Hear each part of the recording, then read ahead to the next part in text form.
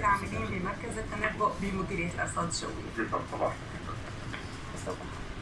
هيك يعني تعرفنا على درجات الحرارة المتوقعة اليوم وعلى حالة الطقس. هي اليوم كانت لطيفة بصراحة، مضبوطة، يعني كان في انخفاض بدرجات الحرارة. أما هلأ مشاهدينا الكرام كما تعودنا أن نتوجه إلى قلوبكم بكلمات تخرج من قلوبنا، نبقى الآن مع رسالة جديدة إلى القلوب مما اختارته لكم الزميلة سحر شبيب لنتابع معا.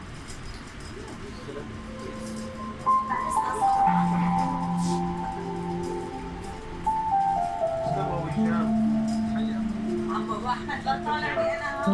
يلا عم ابو احمد يلا. من القلب يسكن القلب. كانت رسائلنا هذه إلى قلوبكم فسحة للقلب والروح.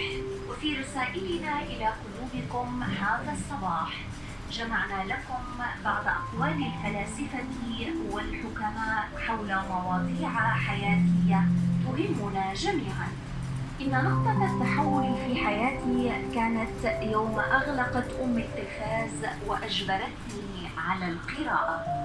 هي مقولة لبن كارسون، أشهر جراح للدماغ في العالم، الذي يحث من خلالها على القراءة.